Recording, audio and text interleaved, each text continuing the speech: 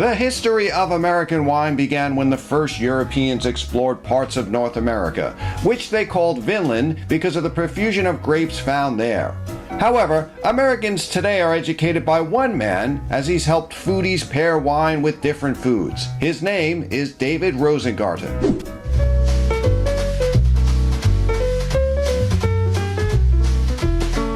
Hey, I'm David Rosengarten. I write about wine and food, but I really write about wine and food.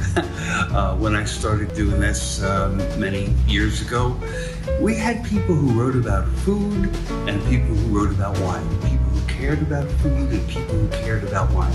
I came along and said, hey, what's wrong with both of them together? And I don't know, maybe I started a trend. I started to really focus on what to pour with what you're eating.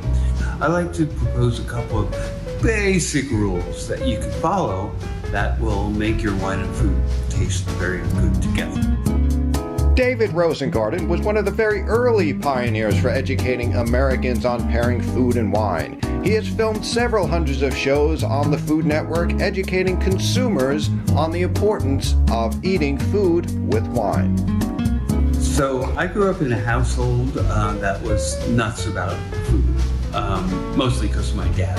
My dad worked hard during the week in the New York garment industry, but on the weekend, man, we cooked food, we went to restaurants, and of course I developed a love for it. When I first got away from the family nest, which was college, I was in a small town in upstate New York, and you know, the Bluebird Diner was the only place you could eat. I couldn't get any Szechuan food or Indian food, so out of desperation, I started to cook, and I discovered, wow, I can really do this pretty well. And within a few years, I started to write about it and create recipes and finally write cookbooks. And I guess the turning point in my career, my life even, was the beginning of the Food Network in the early 90s. I was in the right place at the right time, and I was asked to do the first show on the Food Network. Wow, that was big. And then, you know, more people knew me and life changed. Life was good.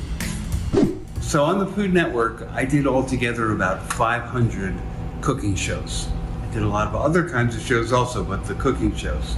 At the end of every show, you know, during the show, I explain the ingredients in the dish and cook the dish. But at the end of the show, I sat down at the table with a bottle of wine, maybe several bottles of wine, and the food that I had cooked. And I started to explain why I'm drinking this wine with this food. And you know, it was very personal. A lot of people said to me, we really like the early part of the show where you're talking and teaching. David was the co-anchor of In Food Today with Donna Hanover and the host of Taste, a cooking show devoted to teaching the principles of good taste in food and wine. Now, through the years, I've known so many great people in food and wine, and people who are well known, like Julia. Julia was wonderful. Always a straight shooter, a loose cannon, always said what was on her mind. And one of my favorite Julia lines was, I showed up at her house in near Boston one day to do a tasting with her, and I was with my wife and a daughter who was 3 months old, and the daughter was in my wife's arms. Knock, knock, knock. Julia opens the door, looks at the baby and goes, oh, is she gonna need milk or is she on the home dairy? Just like perfect Julia. And it was interesting because at that time, let's say the 70s and the 80s, Americans tended to be either food people or wine people, and they didn't get it together till later. Now, when you talk to people who are interested in things gastronomic, they usually know about both food and wine, which is great, because wine goes with food. Wine is for food, but it wasn't that way before. David is the editor-in-chief of the Rosengarten Report, a James Beard Award-winning newsletter. He's also the author of several cookbooks, including It's All American Food, which won a James Beard Award for Best American Cookbook.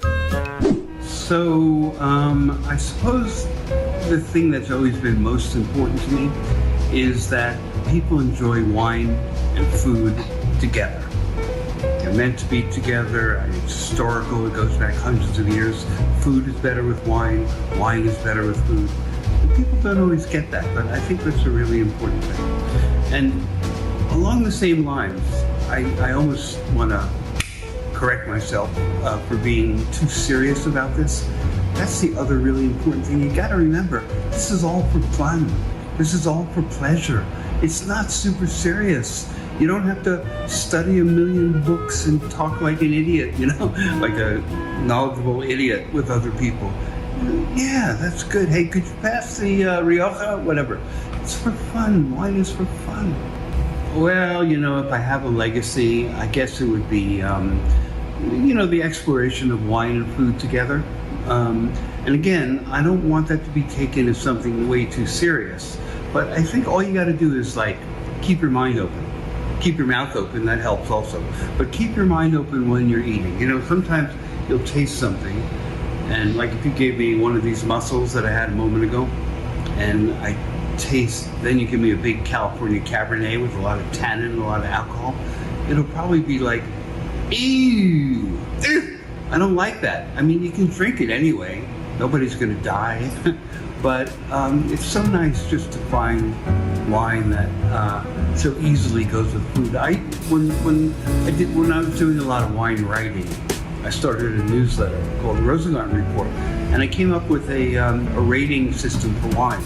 And the famous rating systems are all like 100-point scale. This Chateau Margaux gets a 98. But I didn't care about the numerical rating. I came up with a letter rating that was A, B, C, D, F. It's like school. And if I gave a wine an A, it meant it's likely to go with a lot of different foods. If I gave it a C, like that's and that's it. If I gave it an F, it's like keep it away from food.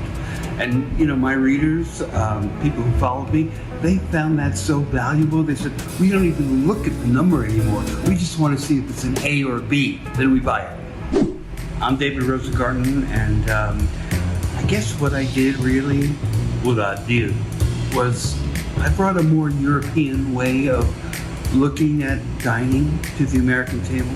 And that means it's about wine, it's about food, and it's about relaxation. There's nothing that bugs me more than American foodies and grapies who are snobs. No, it's all about being cool, being relaxed. If you don't mind, I'm going to get a little more relaxed right now.